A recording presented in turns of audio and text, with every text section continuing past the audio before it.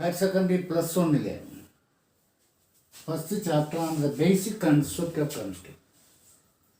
കെമിസ്ട്രിയെക്കുറിച്ചുള്ള basic ആയിട്ടുള്ള കുറച്ച് കാര്യങ്ങളാണ് നമ്മളിതിൽ ചർച്ച ചെയ്യുന്നത്.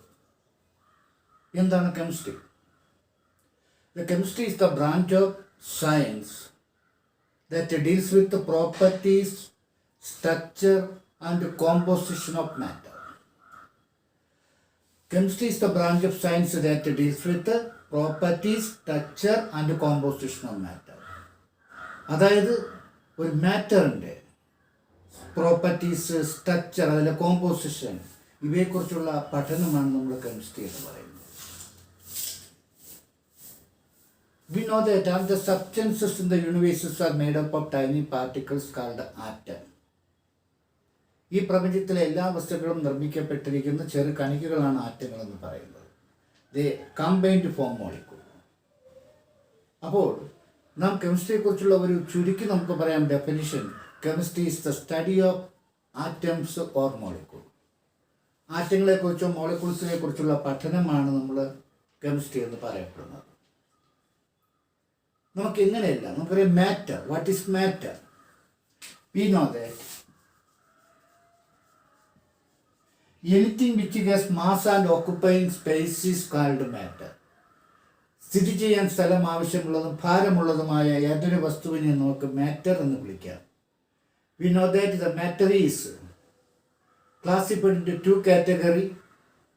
There are physical classification and second is called chemical classification. നമുക്കറിയാവുന്ന കാര്യമാണ്, ചെറിയ ക്ലാസ്സുകളിൽ പഠിച്ചിട്ടുണ്ട്. Mainly the matter can be classified into three categories. We know that they are solid, liquid and gas. Physically the matter can be classified into three categories. They are solid, liquid and gas. We know that these three states of matter are interconvertible. We apply heat or pressure etc. നമുക്ക് സോളിഡിനെ heat ചെയ്താൽ നമുക്കതിനെ ലിക്വിഡാക്കി മാറ്റാം, ലിക്വിഡിനെ നമ്മൾ heat ചെയ്താൽ അത് ഗ്യാസാക്കി മാറ്റാം. That means these three States of matter can be Inter convertible. So this is the physical classification of matter. Chemically the matter can be classified into two categories. One is called mixtures and the second is called pure substances.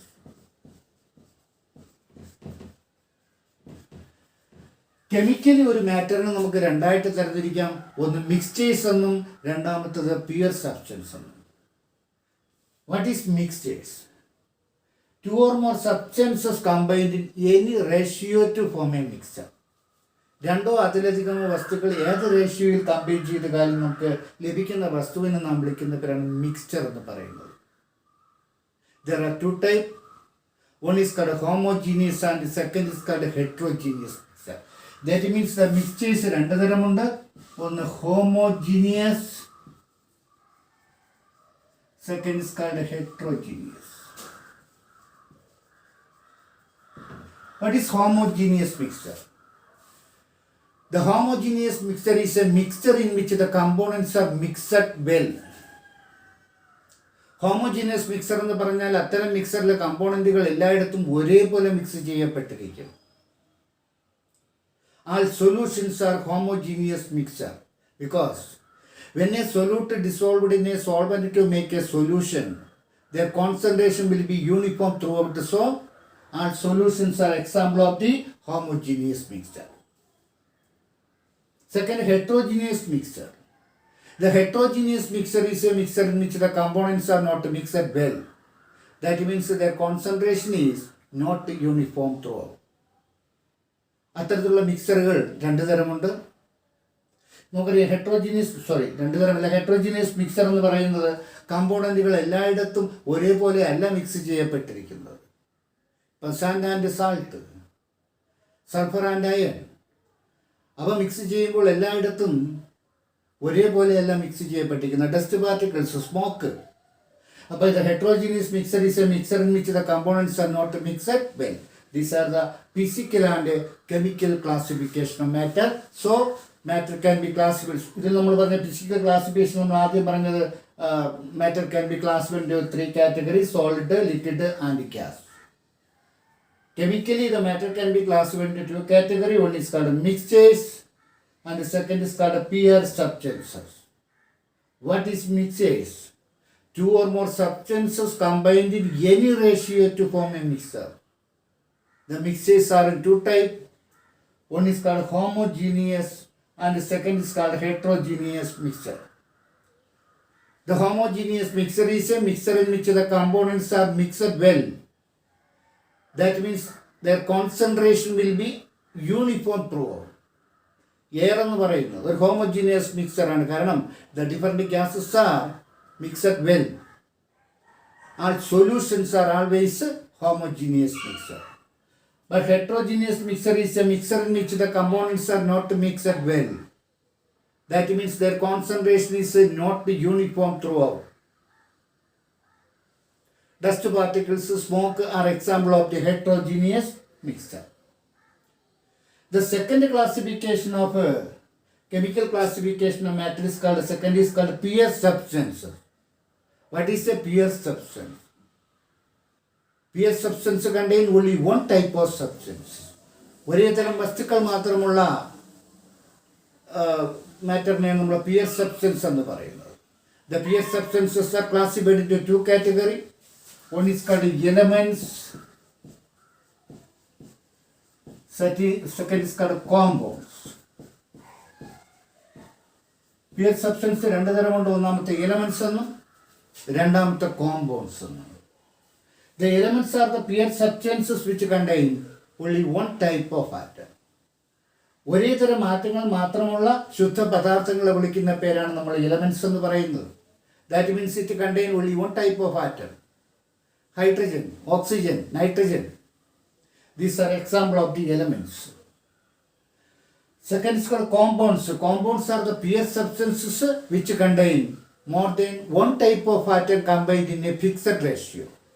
Compound ഒരു pure substance ആണ്. അതിനകത്ത് ഒരു വസ്തു തന്നെയാണുള്ളത്. പക്ഷേ they are formed between 2 or more atom combined in a fixed ratio. Example, carbon dioxide. We know that carbon dioxide എന്ന് പറയുന്നത് കാർബണും ഓക്സിജനും തമ്മിൽ ഒരു ഫിക്സഡ് റേഷ്യോയിൽ കമ്പൈൻ ചെയ്താണ് ഉണ്ടാകുന്നത്. Water, H2O. We know that the water will be formed between 2:1 ratio of hydrogen and oxygen. So these are pure substances also contain more than one type of atom. This is the physical and chemical classification of matter. ഇതാണ് നമ്മൾ മാറ്ററിനെ ഫിസിക്കലായിട്ട് നമ്മൾ കെമിക്കലായിട്ട് നമ്മൾ classify ചെയ്യപ്പെട്ടിരിക്കുന്നത്. നമുക്കിതിൻ്റെ അടിസ്ഥാനമായ കാര്യങ്ങളാണ് ഞാൻ പറഞ്ഞുകൊണ്ടിരിക്കുന്നത്. Okay,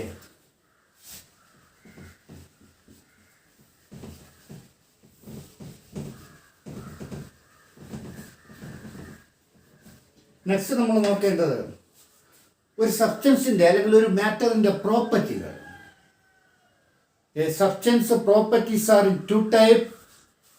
One is called physical properties.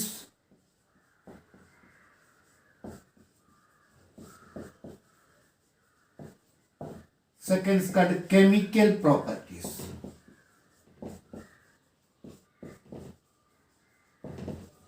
ഒരു സബ്സ്റ്റൻസിൻ്റെ പ്രോപ്പർട്ടികൾ രണ്ട് തരമുണ്ട്. ഒന്നാമത്തേത് ഫിസിക്കൽ പ്രോപ്പർട്ടിയും രണ്ടാമത്തേത് chemical പ്രോപ്പർട്ടീസും. What is the physical properties? Physical properties are those properties which can be measured or observed without change in its composition. So physical properties are those properties which can be measured or observed without change in its composition. അവയുടെ കോമ്പോസിഷനിൽ നമ്മൾ വ്യത്യാസം വരുത്താതെ തന്നെ നമ്മൾ പറയപ്പെടുന്ന പ്രോപ്പർട്ടികളാണ്. ഒരു വസ്തുവിൻ്റെ പ്രോപ്പർട്ടികളെ നമുക്ക് ഫിസിക്കൽ പ്രോപ്പർട്ടി എന്ന് പറയാം. Colour, odour, melting point, boiling point are example of the physical property can be measured, does not change its composition. Second is called chemical properties. The chemical properties are those properties which can be measured or observed with change in its composition. അവയുടെ composition നമ്മൾ change ചെയ്താണ് നമ്മൾ measure ചെയ്യപ്പെടുന്ന പ്രോപ്പർട്ടികളാണ് chemical പ്രോപ്പർട്ടികൾ എന്ന് പറയുന്നത്. Acidity, ഒരു വസ്തു അസിഡിറ്റി ആണ് അല്ലെങ്കിൽ അസിഡിറ്റി ഉള്ളതാണെന്ന് അറിയണമെങ്കിൽ അത് ബേസുമായിട്ട് റിയാക്ട് ചെയ്യണം. ബേസിസിറ്റി, ഒരു വസ്തു ബേസ് ആണെന്ന് അറിയണമെങ്കിൽ അത് ആസിഡുമായിട്ട് റിയാക്ട് ചെയ്യണം. അപ്പോൾ അവിടെ ചേഞ്ച് ഇൻ ഇസ് കോമ്പോസിഷൻ അല്ലേ.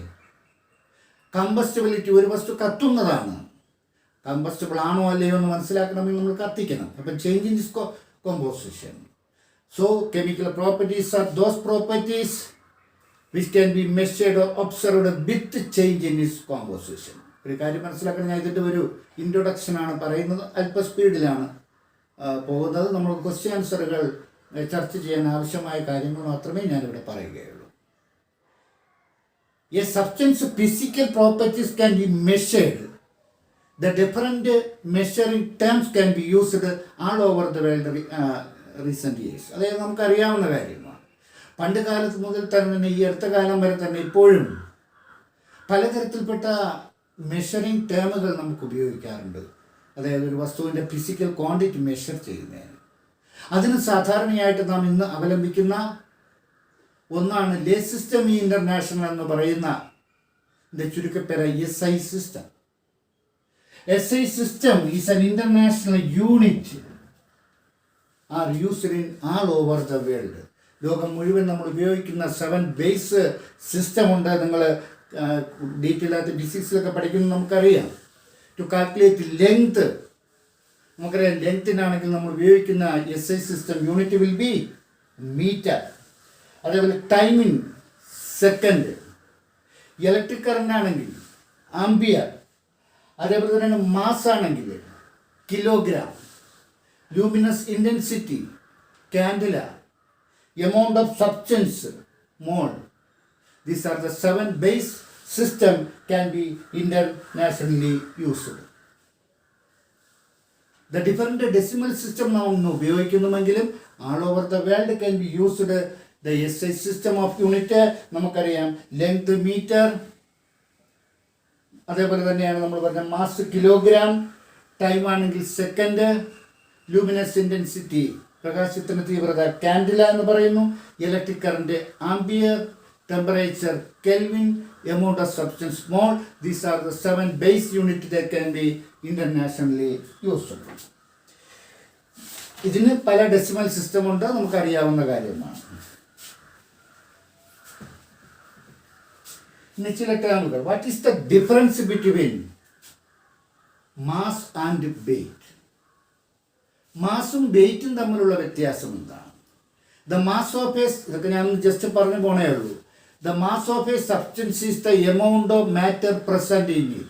ഒരു വസ്തുവിൻ്റെ മാസ് എന്ന് പറയുന്നത് അതിനകത്തുള്ള മാറ്ററിൻ്റെ എമൗണ്ട് ആണ്. But weight is the force exerted by the gravity of an object. പക്ഷെ ഒരു വസ്തുവിൻ്റെ വെയ്റ്റ് എന്ന് പറയുന്നത് അതിൽ പ്രയോഗിക്കപ്പെടുന്ന ഗ്രാവിറ്റിയുടെ അളവാണ് അതിൻ്റെ വെയ്റ്റ് നിർണ്ണയിക്കുന്നത്. The can be different in different places. So mass will be constant, weight will be very different. രണ്ടാമത് നമ്മൾ ഉപയോഗിക്കുന്ന ഇതേപോലെ ഒരു ടേമാണ് നമ്മൾ volume. Volume has the unit of length cube. Volume നമ്മൾ സാധാരണ ലെങ്തിൻ്റെ ക്യൂബാണ് വോളിയം എന്ന് പറയുന്നത്. ലെങ്തിൻ്റെ SI സിസ്റ്റം എന്ന് പറയുന്നത് ഏതാ? M ആണ്, മീറ്റർ ആണ്. അപ്പോൾ in SI system we can use the unit is M cube. പക്ഷേ ഇതിനേക്കാൾ കൂടുതലായിട്ട് നമുക്ക് common system can be used for a given solution volume that can be litre. But litre is not a SI unit. അതേപോലെ തന്നെയാണ് temperature. There are 3 common scale can be used for temperature to calculate temperature of a substance. ഒരു വസ്തുവിൻ്റെ temperature calculate ചെയ്യുന്നതിന് 3 common സ്കെയിലുകൾ ഉപയോഗിക്കുന്നു. 3 ഏതൊക്കെയാണ്? Degree Celsius, degree Fahrenheit and kelvin. Here kelvin is the SI unit. We note that the degree Celsius is calibrated from 0 to 100. Degree Fahrenheit ആണെങ്കിൽ 32 to 212. ഇത്തരത്തിൽ നമ്മൾ 3 യൂണിറ്റുകൾ. Kelvin is the SI unit. നമുക്കറിയാവുന്ന കാര്യം degree Celsius is converted to Kelvin. ഇപ്പോൾ example എന്ന് പറയുന്ന degree Celsius plus 273.15 അല്ലേ. നമ്മൾ ഡിഗ്രി സെൽഷ്യസ് നമ്മൾ കെൽവിനാക്കി മാറ്റണമെങ്കിൽ ആ എത്രയാണോ ഡിഗ്രി സെൽഷ്യസ് അതിൻ്റെ കൂടെ 273 ആക്കുറേറ്റ് പറഞ്ഞു കഴിഞ്ഞാൽ നമുക്ക് സാധാരണയായിട്ട് നമ്മൾ 273.15 നമ്മൾ റൗണ്ട് ചെയ്ത് 273 എന്ന് പറയാറുണ്ട്. ഉദാഹരണമായിട്ട് പറഞ്ഞ 100 degree Celsius is converted to Kelvin equal to നിങ്ങൾ പഠിച്ചിട്ടുള്ളതാണ് 100 പ്ലസ് 273.15 ഈക്വൽ ടു 373.15 നമ്മൾ റൗണ്ട് ചെയ്ത് 373 എന്ന് പറയുന്നു. The relation between degrees Celsius and Fahrenheit.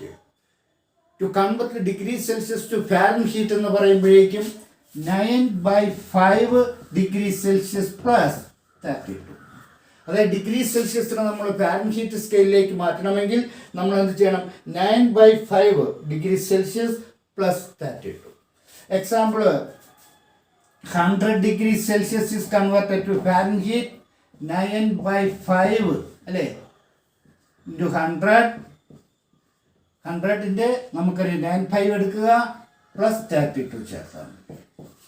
So these are the three common scale can be used for calculating temperature of a substance. They are called degree Celsius, degree Fahrenheit and Kelvin. Next.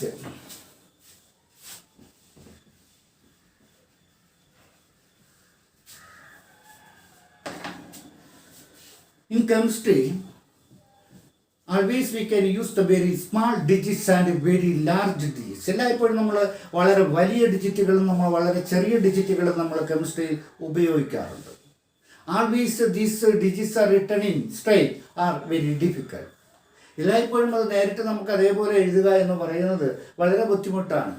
So in order to solve this problem we can use the method is called scientific notation.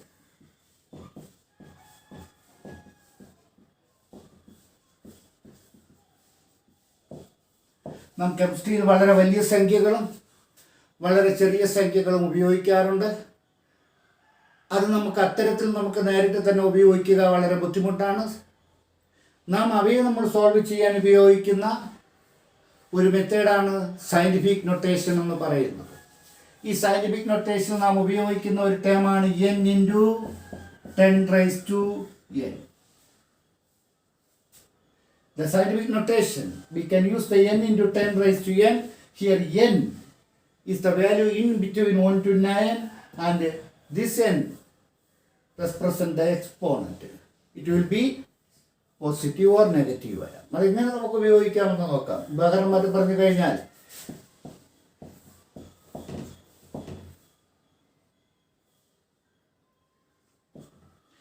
നമ്മൾ ഇവിടെ ഒരു വലിയ സംഖ്യ നമ്മൾ എഴുതിയിരിക്കുന്നു 0.54 അല്ലേ. 73652.54. ഇതൊരു വലിയ സംഖ്യയാണ്. നാം ഇതിനെ ചെറിയ സംഖ്യയാക്കി മാറ്റാം. ഇതിന് നമ്മൾ സയൻറ്റിഫിക് നൊട്ടേഷൻ രൂപത്തിൽ എഴുതുമ്പോൾ ഡെസിമൽ പോയിന്റ് 1നും 9നും ഇടയിലേക്ക് കൊണ്ടുവരിക. അപ്പോൾ ഇവിടെ ഇരിക്കുന്ന ഡെസിമൽ പോയിന്റ് 1, 2, 3, 4, 5, 6 പൊസിഷൻ നമ്മൾ മാറ്റുന്നു. അപ്പോൾ 7.36542 അല്ലേ 154. അതായത് നമ്മൾ എത്ര ഡെസിമൽ പോയിന്റ് ആണോ ലെഫ്റ്റിലോട്ട് മൂവ് ചെയ്യുന്നു അത്രയും എക്സ്പോണന്റ് 7. അപ്പം 10⁻⁷. The decimal point is moved to the left, the exponent will be positive. അത്തരത്തിൽ എത്ര വലിയ സംഖ്യകളെ നമുക്ക് ചെറുതാക്കി മാറ്റാൻ സാധിക്കുന്നു. അതേപോലെ തന്നെ നോക്കൂ 0.00000721. ഇതൊരു വളരെ ചെറിയ സംഖ്യയാണ്. ഇതിനെ നമ്മൾ സയൻറ്റിഫിക് നൊട്ടേഷനിൽ എഴുതുമ്പോൾ ഡെസിമൽ പോയിന്റ് ഇവിടെ നിന്നും 7ൻ്റെ അടുത്ത് വരെ കൊണ്ടുവരിക, 1നും 9നും ഇടയ്ക്കുള്ള പൊസിഷനിലേക്ക് കൊണ്ടുവരിക. അപ്പോൾ പോയിന്റ് ഇവിടെ നിന്ന് മൂവ് ചെയ്യുന്നു 1, 2, 3, 4, 5, 6 അല്ലേ. 7.21 into 10⁻⁻6. The decimal point is moved to the right. ഇവിടെ നമ്മൾ റൈറ്റിലോട്ട് മൂവ് ചെയ്തു. The exponent will be negative. The decimal point is moved to the left. The decimal point will be positive. This is called scientific notation എന്ന് പറയുന്നു. ഞാൻ വളരെ ചുരുക്കി മാത്രമേ പറയുന്നുള്ളൂ. നിങ്ങൾ പഠിച്ചതാണ്. നമുക്ക് ക്വസ്റ്റ്യൻ ആൻസർ ചെയ്യാൻ വേണ്ടി ഒന്ന് ചെറിയൊരു ഓർമ്മപ്പെടുത്തൽ മാത്രമേ ഇപ്പോൾ പറ്റുകയുള്ളൂ. ശ്രദ്ധിച്ച് നിങ്ങൾ നോക്കുക. ടെക്സ്റ്റ് കൂടെ നോക്കിക്കൊള്ളണം. അരമണിക്കൂർ കൊണ്ട് ഞാൻ ഇതിൻ്റെ ഇൻട്രൊഡക്ഷൻ പറയുകയാണ് ചെയ്യുന്നത്. ഇതേപോലെ തന്നെയാണ് നമ്മൾ ഉപയോഗിക്കുന്ന മറ്റൊരു മെത്തേഡാണ്. എന്താണ്? What is significant figures.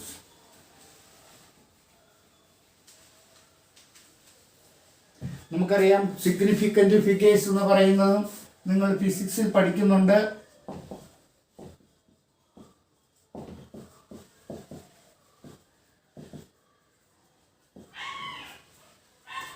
All digits has some of the digits are certain and some of them are uncertain. ഏത് ഡിജിറ്റിനകത്തും കുറേ സർട്ടൻ ഉറപ്പായിട്ടുള്ള ഡിജിറ്റുകളാണ്, മറ്റു ചിലത് ഉറപ്പില്ലാത്തതുമാണ്. The all certain and first uncertain digit is called significant figure. ഒരു digit തന്നിട്ട് അതിനകത്ത് എത്ര significant figure ഉണ്ടെന്ന് നമുക്ക് ചോദിക്കാം. ഉദാഹരണമായിട്ട് പറഞ്ഞാൽ അതിൽ നമുക്ക് ചില പോയിന്റുകൾ അറിഞ്ഞാൽ മതി. All non zero digits are always significant. ഒരു ഡിജിറ്റിനകത്തുള്ള ഒരു സംഖ്യക്കകത്തുള്ള ഡിജിറ്റുകളെല്ലാം തന്നെ നോൺ സീറോ ആണെങ്കിൽ അതെല്ലാം സിഗ്നിഫിക്കൻ്റ് ആണ്. ഉദാഹരണമായിട്ട് പറഞ്ഞാൽ 7, 6, 4, 3 ഇതിലെല്ലാം നോൺ സീറോ ആണ്. അപ്പോൾ ഇതിനകത്തുള്ള സിഗ്നിഫിക്കൻ്റ് ഫിഗറിൻ്റെ എണ്ണം 4. ഇതിനകത്ത് നോൺ സീറോ മാത്രമാണ് വന്നിരിക്കുന്നത്.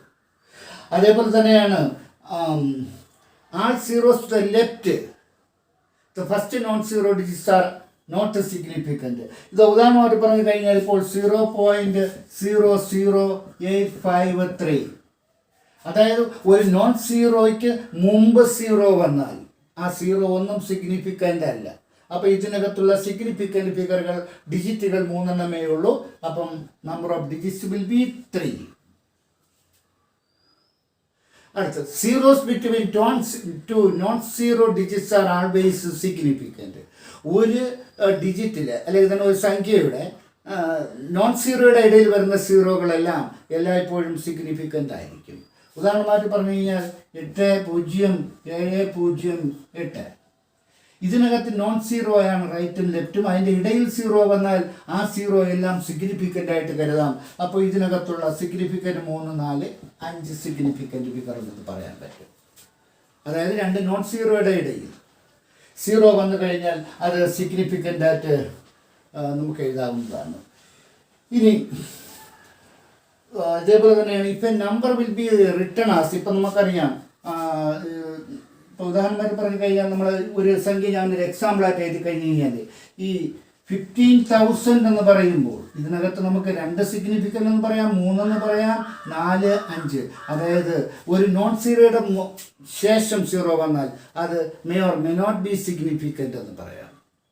ഇനി സയൻറ്റിഫിക് നൊട്ടേഷൻ എഴുതുമ്പോൾ 2 × 10⁻⁷ അങ്ങനെ വരുമ്പോൾ ഇത് സിഗ്നിഫിക്കൻ്റ് അല്ല, ഇത് മാത്രം. ഇതിനകത്ത് ഒരു സിഗ്നിഫിക്കൻ്റ് ഫിഗർ ഉണ്ടെന്നേ പറയാൻ പറ്റുള്ളൂ. ഇനി counting number of object have infinite number of significant figure. Counting number എന്ന് പറയുമ്പോൾ ഒരു സംഖ്യ നമ്മൾ എണ്ണുവാൻ കൗണ്ടിങ് ആയിട്ട് നമ്മൾ ഉപയോഗിക്കുകയാണ്. ഇപ്പം 20x 20 മുട്ടകൾ. അവിടെ 20 എന്ന് പറയുമ്പോൾ ഈ 2, 0, 2 എടുക്കേണ്ടത് infinite number of significant figure എന്ന് എടുക്കേണ്ടി വരും. ഇതിൻ്റെ പോയിന്റുകളൊക്കെ ഞാൻ ടച്ച് ചെയ്യുന്നേ ഉള്ളൂ. ഇതേപോലെ ധാരാളം റൂളുകളുണ്ട്. ഇതാണ് സിഗ്നിഫിക്കൻ്റ് ഫിഗർ എന്ന് പറയുന്ന ഭാഗം നമ്മൾ പഠിക്കേണ്ടത്. ഇത് കഴിഞ്ഞ് നമ്മൾ പോകുന്നത്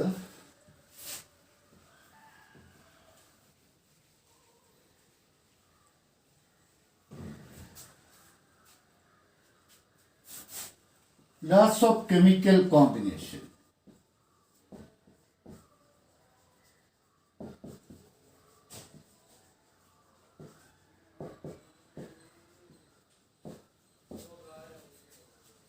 What is the laws of chemical combination? Every chemical reaction is based on some laws. എല്ലാ കെമിക്കൽ റിയാക്ഷനുകളും ചില ലോസുകളെ ബേസ് ചെയ്താണ്. These laws are called laws of chemical combination. ആ ലോസുകളെ നമ്മൾ വിളിക്കുന്ന പേരാണ് ലോസ് ഓഫ് കെമിക്കൽ കോമ്പിനേഷൻ എന്ന് പറയുന്നത്. There are 5 laws. One is called law of conservation of mass.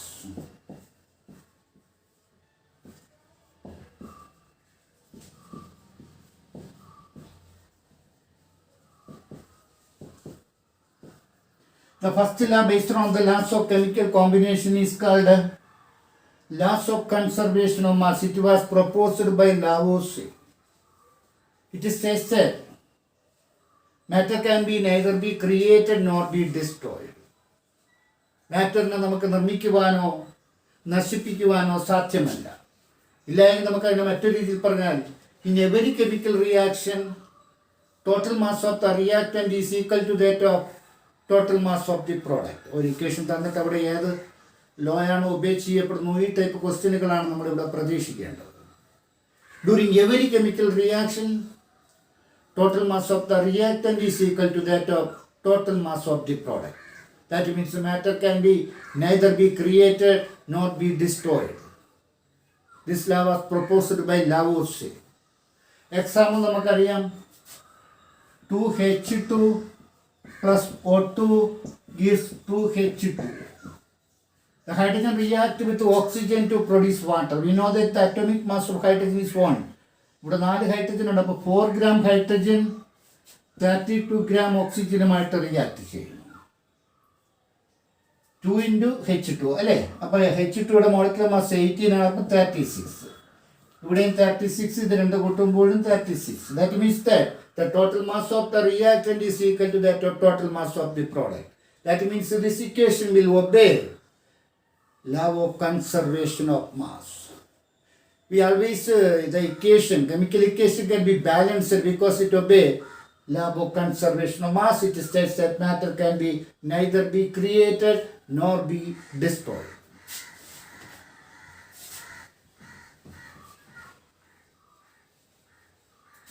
The second law based on law of chemical combination, law of definite proportion.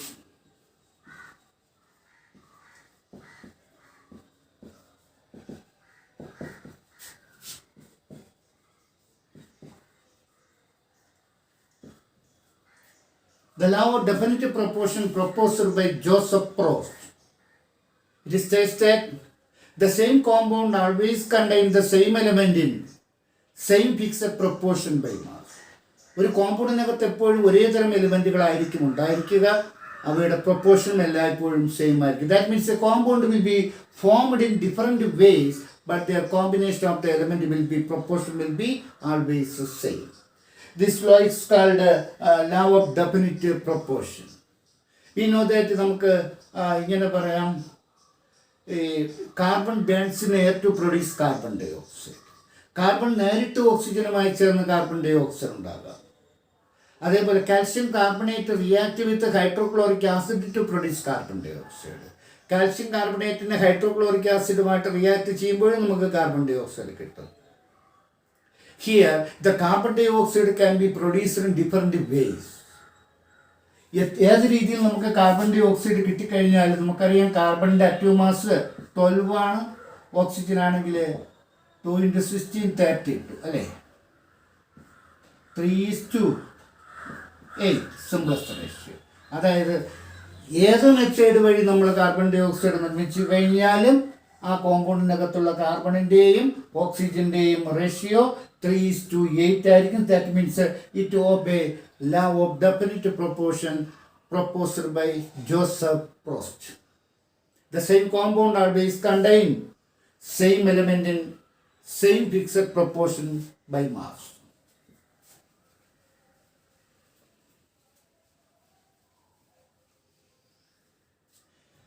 The third law based on the laws of chemical combination is called the law of multiple proportion.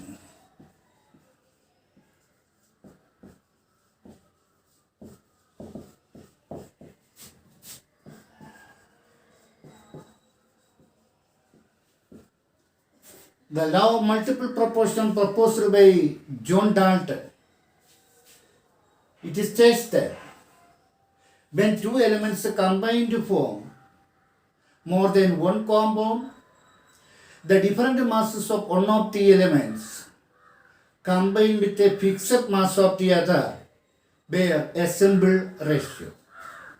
When two elements combine to form more than one compound, the different masses of one of the elements combined with a fixed mass of the other bear a simple ratio on it. രണ്ട് എലിമെൻറ്റുകൾ ചേർന്ന് ഒന്നിലധികം കോമ്പൗണ്ടുകൾ ഉണ്ടാകുമ്പോൾ നിങ്ങൾക്ക് തന്നെ അറിയാം. ഇപ്പോൾ ഹൈഡ്രജനും ഓക്സിജനും ചേർന്ന് H2O ഉണ്ടാകാം, H2O2 ഉണ്ടാകാം അല്ലേ. അങ്ങനെ when two elements combined for more than one compound, അതിൽ ഒരെണ്ണത്തിൻ്റെ mass the different masses of ഒന്നാമത്തെ, അതിൽ ഒരെണ്ണത്തിൻ്റെ മാസ് ഡിഫറൻറ്റും മറ്റേതിൻ്റെ മാസ് സെയിം ആണെങ്കിൽ ആ ഡിഫറൻ്റ് ആയിട്ടുള്ള എലിമെൻറ്റിൻ്റെ മാസ് ഒരു ഫിക്സഡ് റേഷ്യോയിലായിരിക്കും എന്നുള്ളതാണ്. എക്സാമ്പിൾ നമുക്കറിയാം, carbon combine with oxygen to produce carbon dioxide and carbon monoxide.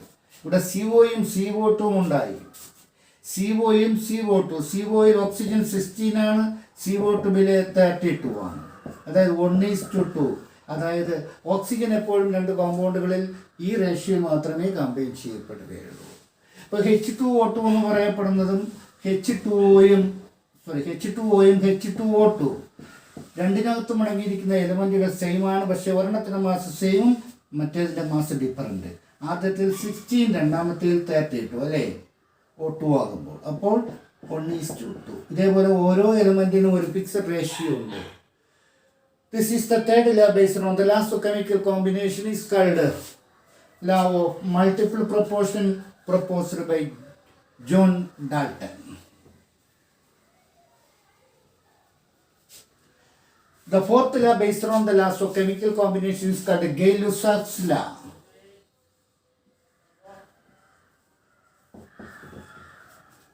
Chemical കോമ്പിനേഷനുമായി ബന്ധപ്പെട്ട് നമ്മൾ പറയുന്ന മറ്റൊരു ലോയാണ് Gay-Lussac's law of gaseous volume. ഇത് ഗ്യാഷ്യസിനെ സംബന്ധിച്ചുള്ള ഒരു കെമിക്കൽ റിയാക്ഷനിൽ പങ്കെടുക്കുന്ന റിയാക്ടൻറ്റും പ്രോഡക്റ്റും ഗ്യാഷ്യസ് ആണെങ്കിൽ മാത്രമേ ഈ ലോ ഒബേ ചെയ്യാൻ പറ്റുകയുള്ളൂ. When gases combine to form gaseous product, a simple ratio exists between the reactant and product at constant temperature and pressure. വാതകങ്ങൾ തമ്മിൽ പ്രതിപ്രവർത്തിച്ച് വാതകാവസ്ഥയിലുള്ള ഒരു പ്രോഡക്റ്റ് ഉണ്ടാകുമ്പോൾ അവ എല്ലായ്പ്പോഴും ഒരു ഫിക്സഡ് റേഷ്യോയിലായിരിക്കുമെന്നാണ് പറയുന്നത്. ഉദാഹരണമായിട്ട് പറഞ്ഞാൽ H2 + Cl2 gives 2HCl. ഇവിടെ റിയാക്റ്റൻ്റ് ഗ്യാസാണ്, പ്രോഡക്റ്റും ഗ്യാസാണ്. ഈ റിയാക്റ്റൻറ്റും പ്രോഡക്റ്റും ഗ്യാസ് സ്റ്റേറ്റിലാണ് കാണപ്പെടുന്നത്. ഇവയുടെ റേഷ്യോ H2 1:2. എല്ലായ്പ്പോഴും ഇവ കമ്പൈൻ ചെയ്യുന്നത് ഈ ഒരു റേഷ്യോയിലായിരിക്കും. ഇവിടെ ഒരു വോളിയം ഹൈഡ്രജൻ്റെ കൂടെ നിങ്ങൾ ഒരു വോളിയത്തിന് പകരം 2 വോളിയം ക്ലോറിൻ ചേർക്കാൻ ശ്രമിച്ചാൽ ചേരില്ല. ഒരു വോളിയം ഹൈഡ്രജൻ്റെ കൂടെ എപ്പോഴും ഒരു വോളിയം ക്ലോറിൻ ചേർന്ന് 2 വോളിയം ഹൈഡ്രജൻ ക്ലോറൈഡ് ഉണ്ടാകും. 4 വോളിയം ഹൈഡ്രജൻ ക്ലോറൈഡ് വേണമെങ്കിൽ ഇതും 2 വേണ്ടി വരും. അപ്പോൾ ഇവ ഒരു ഫിക്സഡ് റേഷ്യോയിൽ മാത്രമേ കമ്പൈൻ ചെയ്യപ്പെടുകയുള്ളൂ. മറ്റൊന്ന് N2 + 3H2 gives 2NH3. The nitrogen react with the hydrogen to produce ammonia. Here the reactant and the products are in gaseous state. ഇവിടെയുള്ള റിയാക്റ്റൻസും പ്രോഡക്റ്റും gaseous state ആണ്. ഇവിടെ നൈട്രജൻ is the 1 വോളിയം, ഇവിടെ 3, ഇവിടെ 2. The ratio is always 1:3:2. ഈ ഒരു റേഷ്യോയിൽ മാത്രമേ ഗ്യാസസുകൾ combine ചെയ്യുകയുള്ളൂ. This is the fourth law based on the laws of chemical combination. It is called Gay-Lussac's law of gaseous volume. The fifth law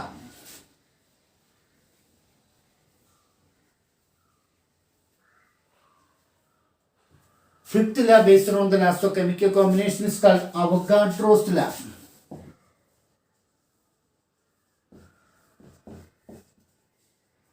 It was proposed by Amedeo Avogadro. This law states that when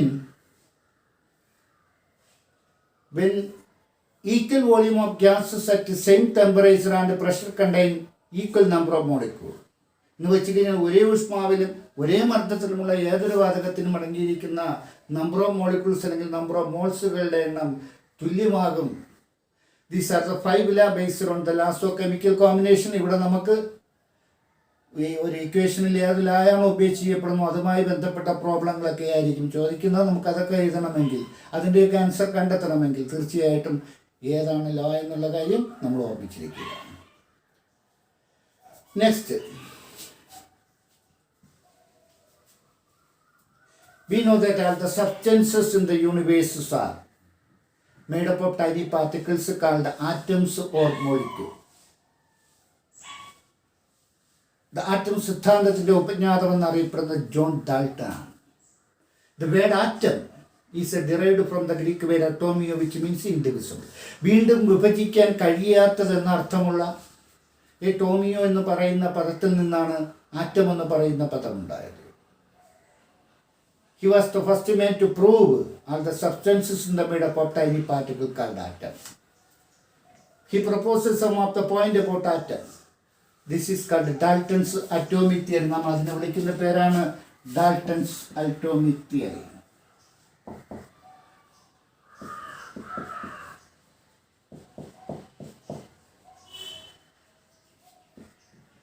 According to this theory, all matter is made up of extremely small indivisible particle called atom. പ്രപഞ്ചത്തിലെ എല്ലാ വസ്തുക്കളും നിർമ്മിക്കപ്പെട്ടിരിക്കുന്ന വളരെ ചെറിയ ആറ്റങ്ങൾ എന്നറിയപ്പെടുന്ന കണികകൾ കൊണ്ടാണ്. ഒപ്പം തന്നെ അദ്ദേഹം പറഞ്ഞ മറ്റൊരു കാര്യം, atoms of the same element are identical in mass and their property. ഒരേ എലമെന്റ്സുകളുടെ ആറ്റങ്ങളുടെ മാസുകൾ എപ്പോഴും അവയുടെ സ്വഭാവവും എല്ലാം ഒരേപോലെ ആയിരിക്കും. Atoms of different element have different masses.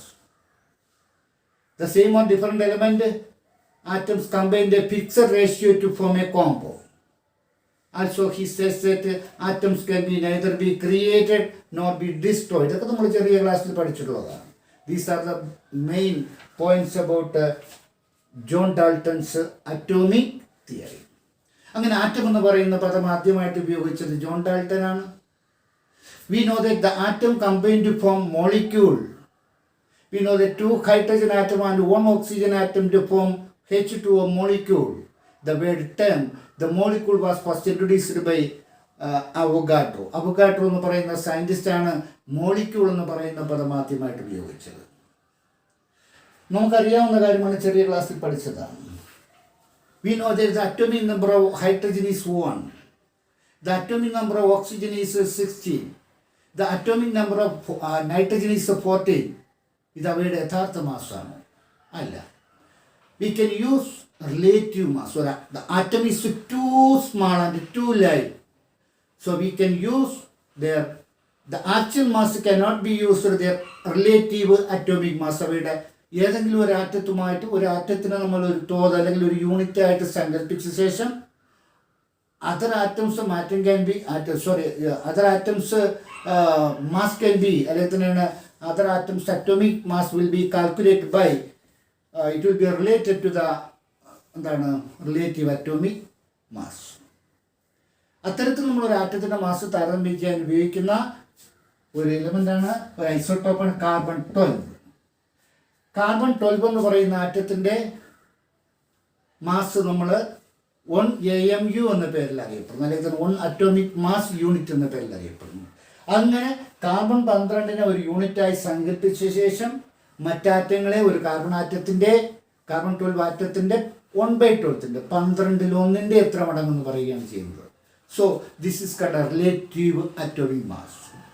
The relative atomic mass, which means that it is how many times greater than 1/12 mass of carbon 12 atom. ഒരു carbon 12 ആറ്റത്തിൻ്റെ മാസിൻ്റെ 1/12 എത്ര മടങ്ങ് എന്ന് പറയുന്നതാണ് നാം ഇന്ന് ഒരാറ്റത്തിൻ്റെ മാസ്സായിട്ട് നമ്മൾ ഉപയോഗിക്കുന്നത്. എക്സാമ്പിൾ നമുക്കറിയാവുന്ന കാര്യം, the atomic mass of carbon is 12, അല്ലെങ്കിൽ the atomic mass of oxygen is 16, which means that it is 16 times greater than 1/12 mass of carbon 12 atom. The atomic number of magnesium is 24, which means that it is 24 times greater than 1/12 mass of carbon 12 atom.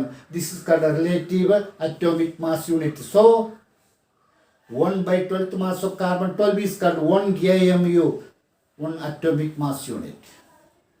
അങ്ങനെ നമ്മളിന്ന് unified mass എന്ന പേരിലും അറിയപ്പെടാറുണ്ട്. അപ്പം ഏതൊരു ആറ്റത്തിൻ്റെ mass താരതമ്യം ചെയ്യാൻ നമ്മൾ carbon 12 എന്ന് പറയുന്ന ഐസോട്ടോപ്പിനാണ് ഉപയോഗിക്കുന്നത്. Also you know that the most of the elements atomic mass will be fractional. നാം നോക്കുമ്പോൾ മിക്കവാറുമുള്ള എലിമെൻസുകളുടെ അറ്റോമിക് മാസ് പൂർണ്ണസംഖ്യയല്ലാതെ ഫ്രാക്ഷണൽ വാല്യൂകളാണ് വരുന്നത്. Why most of the elements atomic mass will be, നമുക്കറിയാവുന്ന കാര്യമാണ്, നമ്മൾ റൗണ്ട് ചെയ്ത് പറയുന്നെങ്കിൽ ഓക്സിജൻ്റെ അറ്റോമിക് മാസ് 16 എന്ന് പറഞ്ഞാൽ അതിൻ്റെ കറക്റ്റ് മാസ് എന്ന് പറയുന്ന റിലേറ്റീവ് മാസ് 15.999 ആണ്. അതേപോലെ തന്നെയാണ് ക്ലോറിൻ 35.5, ഹൈഡ്രജൻ 1.008 നമ്മൾ ഒന്നായിട്ട് കരുതുന്നു. Why most of the elements atomic mass will be fractional? The most of the elements atomic mass will be fractional because most of the elements contain isotope. We know that the same atomic number and a different mass number is called isotope. So we can calculate their average atomic mass. അതുകൊണ്ട് തന്നെ അവയുടെ average atomic mass നമ്മൾ calculate ചെയ്യപ്പെടുന്നു. ഇത്തരത്തിൽ average atomic mass എടുക്കുമ്പോൾ അത് fractional value ആയിട്ട് മാറുന്നു. അപ്പോൾ ഒരു element atomic mass fractional value ആണെങ്കിൽ നമുക്ക് മനസ്സിലാക്കുക അവയ്ക്ക് ഡിഫറെന്റ് ഐസോടോപ്പുകൾ ഉണ്ട് എന്നുള്ളത്. അതേപോലെ തന്നെയാണ് നമുക്ക് പഠിച്ചിട്ടുള്ളത് ഏതൊരു അറ്റത്തിന് നമുക്കറിയാവുന്ന കാര്യമാണ് ഗ്രാം അറ്റോമിക് മാസ്, എന്താണ് gram atom and gram mole. The atomic mass expressed in gram is called gram atomic mass. ഏതൊരു ആറ്റത്തിൻ്റെയും അറ്റോമിക് മാസ് ഗ്രാമിൽ പറയുന്നതാണ് 1 ഗ്രാം അറ്റോമിക് മാസ് എന്ന് പറയുന്നത്. The atomic mass of oxygen is 16. So the gram atomic mass of gram atom is equal to 16 gram. 2 gram atom of oxygen is equal to 2 into 16 is equal to 32 gram. അപ്പോൾ ഏതൊരു ആറ്റത്തിന് atomic mass ഗ്രാമിൽ പറയുമ്പോൾ അതിന് 1 gram atomic mass എന്ന് പറയുന്നു. അതേപോലെ gram മോൾ എന്ന് പറഞ്ഞാലോ ഏതൊരു വസ്തുവിൻ്റെയും മോളിക്കുലർ മാസ് എത്രയാണോ അത്രയും ഗ്രാമിനെ നമുക്ക് 1 ഗ്രാം മോൾ എന്ന് പറയാം. We know that the molecular mass of water is 18. So 1 gram mole of water is equal to 1 gram mole is equal to 18 gram. Okay. അപ്പോൾ ഹാഫ് ഗ്രാം മോൾ എന്ന് പറയുമ്പോഴേക്കും എത്രയായിരിക്കും 9 ഗ്രാം. അപ്പോൾ ഏതൊരു വസ്തുവിൻ്റെയും മോളിക്കുലർ മാസ് ഗ്രാമിൽ പറയുന്നതാണ് ഗ്രാം മോളിക്കുലർ മാസ് അല്ലെങ്കിൽ gram മോൾ എന്ന് പറയുന്നത്. ഏതൊരു ആറ്റത്തിൻ്റെയും അറ്റോമിക് മാസ് എത്രയാണോ അല്ലെങ്കിൽ ഏതൊരു പദാർത്ഥത്തിൻ്റെയും മോളിക്കുലർ മാസ് എത്രയാണോ അത്രയും ഗ്രാം ആ വസ്തു എടുത്താൽ അതിലടങ്ങിയിരിക്കുന്ന ആറ്റങ്ങളുടെയും മോളിക്യൂൾസിൻ്റെയും എണ്ണം സെയിം ആയിരിക്കും. അതായത് ഓക്സിജൻ്റെ 1 ഗ്രാം അറ്റോമിക് മാസ് എന്ന് പറയുന്നത് 16 ഗ്രാം ആണ്. കാരണം atomic mass of gram oxygen is 16. But 16 gram of oxygen is equal to 1 gram atom of oxygen. The how many atoms are present in 6.022 into 10 raised to 23. 6.022 into 10 raised to 23. This number is called the Avogadro number. Also you know the molecular mass of water is 18. So 1 gram molecular mass of water is equal to 18 gram. The 18 gram water is equal to 1 gram mole. The how many molecules are in there? It contains 6.022 into 10 raised to 23. It is known as Avogadro number. It was first proposed by Amadeo Avogadro എന്ന് പറയുന്ന സയന്റിസ്റ്റാണ് ഇത് കണ്ടുപിടിച്ചത്. In gas state, in STP, standard temperature and pressure, in gas state, any gas, 1 mole will be taken, their volume will be 22.4 liter. STPയിലുള്ള ഏതൊരു വാതകത്തിന് 1 മോൾ എടുത്താൽ അതിൻ്റെ volume എന്ന് പറയുന്നത് 22.4 litre ആണ്. അത് മില്ലിയിൽ പറയുമ്പോൾ 22,400 മില്ലി. ഇതൊക്കെ നമ്മളൊന്ന് ഓർമ്മപ്പെടുത്തുകയാണ്. നിങ്ങൾ 10th ക്ലാസ് മുതൽ പഠിച്ച ബേസിക് ആയിട്ടുള്ള കാര്യങ്ങളാണ് ഞാനിവിടെ പറഞ്ഞു പോകുന്നത്. ഇതുമായി ബന്ധപ്പെട്ട കാര്യങ്ങൾ നമ്മൾ അവിടെ ചർച്ച ചെയ്യണം. ഇനി നമുക്കിതിൽ ഏറ്റവും പ്രധാനപ്പെട്ട ഒന്നാണ്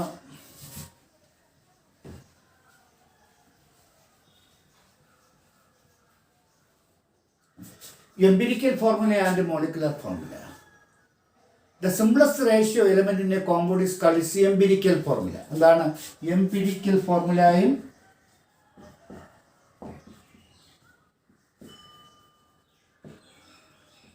molecular formulaയും.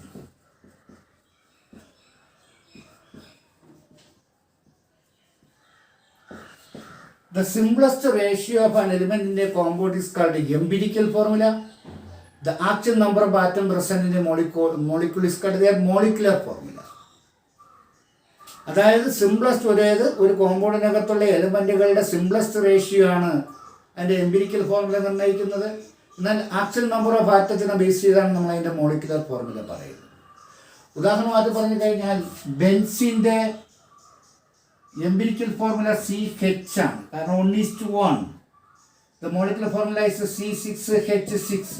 ഇത് കട്ട് ചെയ്യുമ്പോൾ ഇത് തന്നെ കിട്ടും നമുക്ക്, അല്ലേ? ഗ്ലൂക്കോസ് ഗ്ലൂക്കോസ് എന്ന് പറഞ്ഞാൽ CH2O is the empirical formula.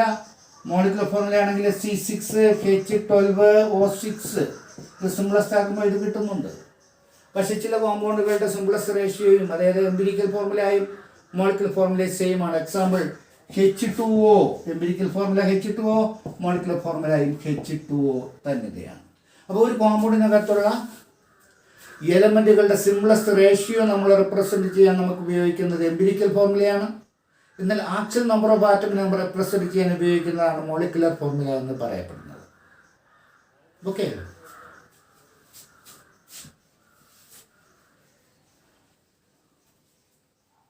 ഒരു കോമ്പൗണ്ടിനകത്തുള്ള എംപിരിക്കൽ ഫോർമുല നമുക്ക് അറിയാമെങ്കിൽ നമുക്ക് അതിൽ നിന്ന് മോളിക്കുലർ ഫോർമുല കാണാൻ നമുക്ക് വളരെ ഈസി ആയിട്ട് നമുക്ക് സാധിക്കുന്നു. ഉദാഹരണമായിട്ട് പറഞ്ഞാൽ നമ്മളൊരു എക്സാമ്പിൾ നമുക്ക് നോക്കാം. ഒരു കോമ്പൗണ്ടിനകത്ത് carbon is equal to 80%, hydrogen is equal to 20%. അതിൻ്റെ മോളിക്കുലർ മാസ് തന്നിട്ടുണ്ട് 30. അതിൻ്റെ എംപിരിക്കൽ ഫോർമുലയായി മോളിക്കുലർ ഫോർമുലയും കണ്ടെത്താൻ ചോദിക്കുന്നു.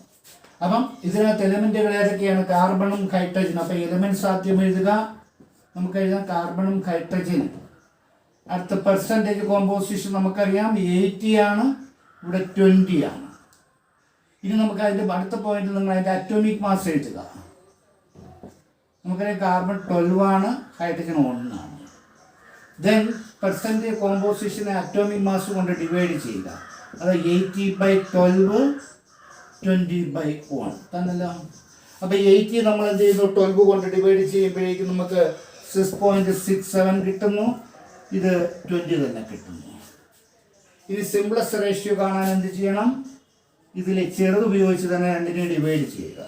അപ്പോൾ 6.67/6.67. ഇവിടെയാണെങ്കിലോ 20/6.67. 1 കിട്ടും, 3 കിട്ടും അല്ലേ? സോ ദർ എംപിരിക്കൽ ഫോർമുല നമുക്ക് ആദ്യം നമ്മൾ എലിമെൻറ്റിൻ്റെ പേര്, their percentage composition, then atomic mass, next percentage composition by atomic mass. അപ്പോൾ ഒരു വാല്യൂ കിട്ടും. അടുത്ത സിംപ്ലസ്റ്റ് റേഷ്യോ കിട്ടാൻ അതിൽ ഏതാണ് ചെറുത് അത് ഉപയോഗിച്ച് തന്നെ കോമൺ ഡിവൈഡ് ചെയ്യുക. അപ്പോൾ കാർബൺ ഹൈഡ്രജനും 1:3. അപ്പം the empirical formula is CH3. Okay, ഇനി മോളിക്കുലർ ഫോർമുല കാണാനുള്ള formula N into empirical formula. അതായത് N = N കാണാൻ molecular mass by empirical formula mass. അതായത് മോളിക്കുലർ മാസ് തന്നിട്ടുണ്ട് 30. എംപിരിക്കൽ ഫോർമുല ഏതാണ് കിട്ടിയത്? CH3. C12, 3 hydrogen 15. അപ്പം 30/15 സമം 2. എന്നിൻ്റെ വാല്യൂ 2 ആണ്. അപ്പോൾ formula N into empirical formula. അപ്പോൾ 2 ഇൻറ്റു CH3 അല്ലേ? അപ്പോൾ C2, 2 into C2, 2 into 3H6. Molecular formula is C2H6. ഞാൻ പെട്ടെന്ന് പറഞ്ഞതാണ്, നമ്മൾ പഠിച്ചിട്ടുള്ളതായിരിക്കും. ഇത്തരത്തിൽ പല മെത്തേഡുകൾ ഉപയോഗിച്ച് നമുക്ക് എംപിരിക്കൽ ഫോർമുലയും മോളിക്കുലർ ഫോർമുലയും കാണാൻ സാധിക്കുന്നു. ഈ ചാപ്റ്ററിൻ്റെ അവസാനമായിട്ട് നമ്മുടെ സൊല്യൂഷനുകളെ കുറിച്ച്, then a solute dissolved in a solvent to make a solution. ഒരു സൊല്യൂട്ട് സോൾവൻറ്റിൽ ലയിക്കുമ്പോൾ നമുക്ക് ലഭിക്കുന്ന വസ്തുവിനെ വിളിക്കുന്ന പേരാണ് സൊല്യൂഷൻ എന്ന് പറയുന്നത്. The component in which smallest quantity is called a solute and the component in which largest quantity is called a solvent. That solution, അതായത് ഒരു സൊല്യൂഷൻ്റെ concentration, their concentration can be expressed in qualitatively and quantitatively. നമ്മൾ ക്വാളിറ്റേറ്റീവായിട്ടൊരു സൊല്യൂഷനെ പറയാറുള്ളത് dilute solution എന്നും concentrated solution എന്നും. അത് ക്വാളിറ്റീവായിട്ടുള്ള analysis മാത്രമാണ്. എന്നാൽ ക്വാണ്ടിറ്റേറ്റീവായിട്ട് നമുക്ക് റെപ്രസെൻറ്റ് ചെയ്യാൻ നമ്മൾ പല മെത്തേഡുകൾ ഉപയോഗിക്കാറുണ്ട്. അതിലൊന്നാമത്തെ മാസ് പെർസെൻറ്റേജ്. ഇതാണ് mass percentage. Mass of A component present in 100 mass of unit of the solvent is called mass percentage. അതിനകത്തുള്ള അത് സൊല്യൂട്ടിൻ്റെ പെർസെൻറ്റേജിലുള്ള അളവാണ് ആ സൊല്യൂഷനകത്തുള്ള മാസ് പെർസെൻറ്റേജ് എന്ന് പറയുന്നത്. അത് കണ്ടുപിടിക്കാൻ നമുക്ക് ചെയ്യാം. Mass percentage is equal to mass of a solute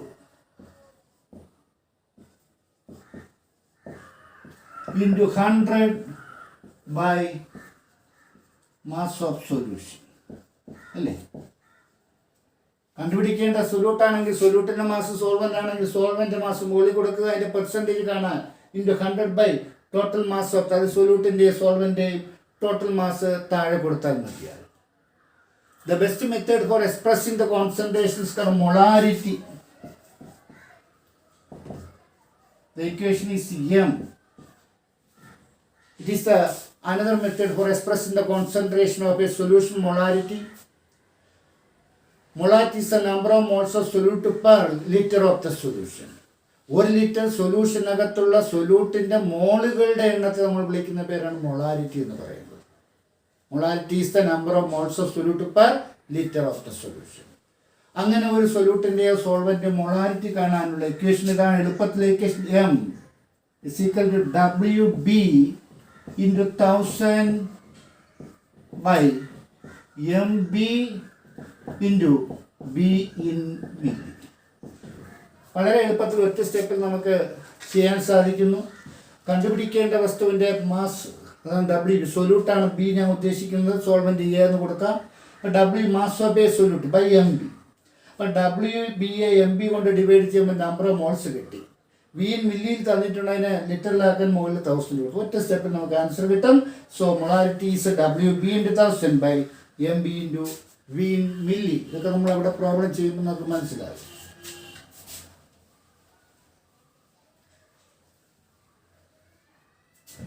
The next method for expressing the concentration of a solution is molality. Molality ക്ക് നമ്മൾ സ്മാൾ ലെറ്റർ M ഉപയോഗിക്കുന്നു. What is molality? Molality is the number of moles of solute per kilogram of the solvent. 1 kilogram സോൾവെൻറ്റിനകത്തുള്ള സൊല്യൂട്ടിൻ്റെ മോളുകളുടെ എണ്ണത്തെ നമുക്ക് molality എന്ന് പറയാം. Molality is the number of moles of solute per kilogram of the solvent. It can be calculated by the equation small letter molality is equal to WB into 1000 by MB into WA in gram. നമ്മളവിടെ V in മില്ലിക്ക് പകരം നമ്മൾ mass of solvent in gram കൊടുത്താൽ മതിയാകും.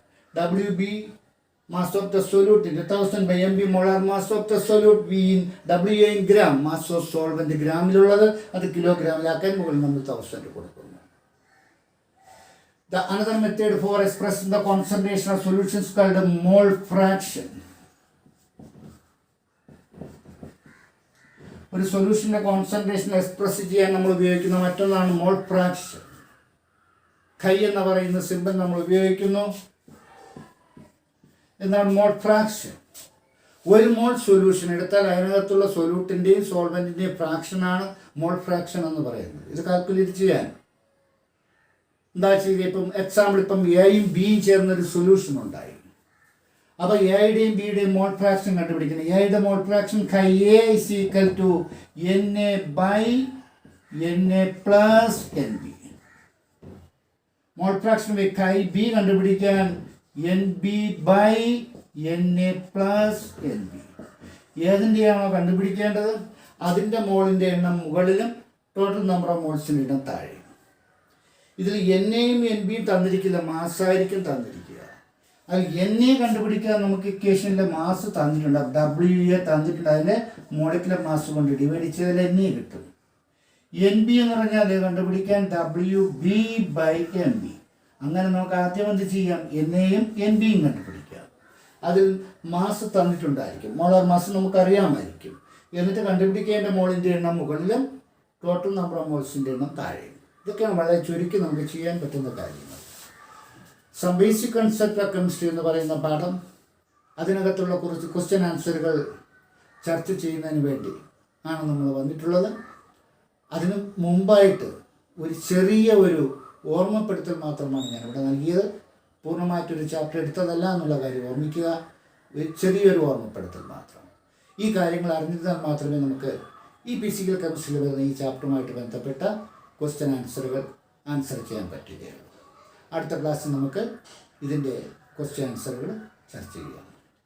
ഇപ്പോൾ നിർത്തുന്നു. Thank you.